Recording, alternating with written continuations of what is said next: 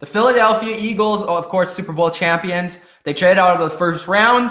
And what do you think of this draft? I know that they were trying to look for maybe a tight end early on. Are you satisfied? If you think about it, there were very few teams. I think if you look at rosters, there were very few teams that had the depth and didn't have a very big need like the Philadelphia Eagles.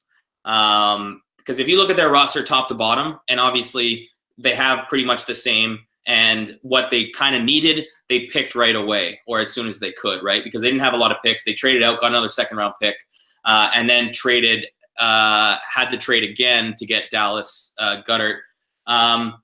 So I liked it. I think it's an A for me just because they addressed everything they needed to do because they're so deep and they just get more depth. Like starting at tight end, like Dallas could be, people were saying Travis Kelce. Some people were saying Jimmy Graham.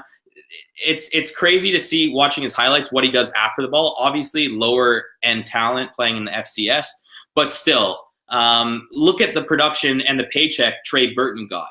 And you can't tell me that Dallas Goedert is less athletic than Trey Burton. Trey Burton was great, but like he couldn't block either. So I think we're getting an upgrade there. And we've seen with Doug Pearson, he's going to try to get him the ball, and it doesn't diminish Zach Ertz still being the number one guy and obviously a top 3-4 tight end in the NFL. So I think that was a great pick. And then you get a really high character nickel corner in Avonte Maddox, who I think helps for depth. I don't know. I think should be able to could play right away, but I think this was definitely a Jim Schwartz pick that he liked. And then obviously, I think you like this pick, underrated Josh Sweat or Sweat? Josh Sweat, right? Sweat. This is my favorite pick of their draft. I think he can be a stud. I know he kind of fell in the draft, but he was projected last year to be like a first round pick.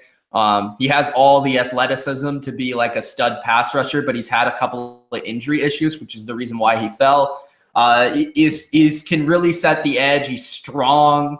And I don't know. He's going to be interesting on that team. I know you guys have a lot of edge rushers and stuff, but he could definitely come in there for a few snaps if he's healthy enough to play. So I think Josh Sweat's a really good pick, especially that late in the draft. My only concern for their draft, I gave them a B, was I felt like they didn't get a receiver, which I maybe would have liked them to get a receiver. I thought that was one of their bigger needs.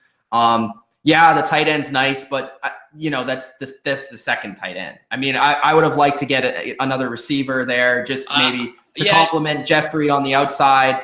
Because I other than Jeffrey, I really don't feel like they have a ton of game-breaking receivers. Look at what Nelson Aguilar did last year, right? Yeah, he was okay. He was the best slot, but I mean, he was the best slot receiver in the league. No, he wasn't. Yes, he was. Look at the Larry numbers. Fitzgerald?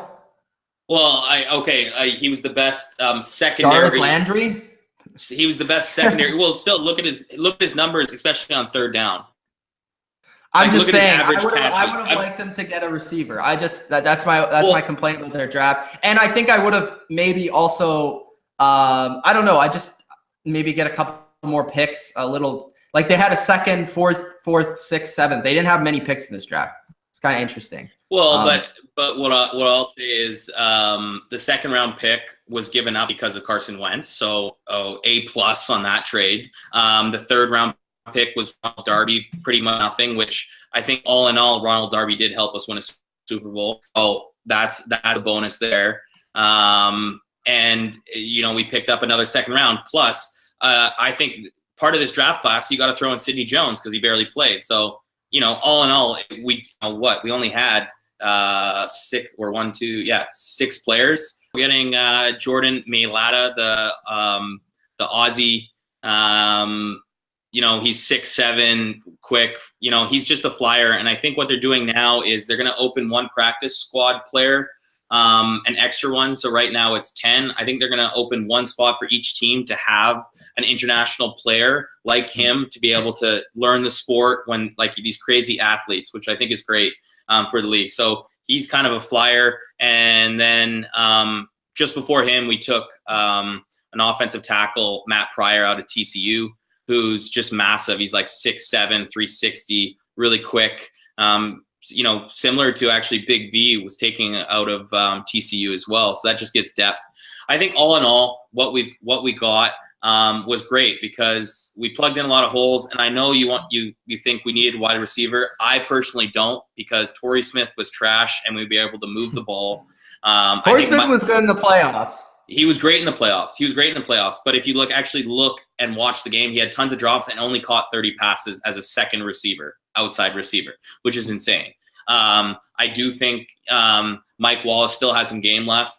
He can stretch the field. And I think Matt Collins is going to be a surprise. Last year's, we had a 6th round pick, or I think we got him in the 4th round, Matt Collins out of UNC. We also got another receiver last year, Shelton Gibson, who's a speedster. That we're going to give more a chance this year. So I think all in all, we hit everything, added depth, and the way we're going to use Dallas is going to be insane. And I think Doug Peterson has shown, the Eagles won the Super Bowl without a 1,000 yards rusher, a 1,000-yard receiver, and a defensive lineman with more than 10 sacks. So they have something kind of figured out. And so I think all in all, getting a tight end, getting some more depth at the nickel corner, but I do still think we are very deep at corner. No big names. Jalen Mills still doesn't get enough credit, and he, shut down a lot of big players in the playoffs. Tell me what Stephon Diggs did. Tell me what Adam Thielen did in the playoffs against that secondary, right? So, not much turnaround. Just one thing on Josh Sweat. Bennett and Graham play a lot of D tackle.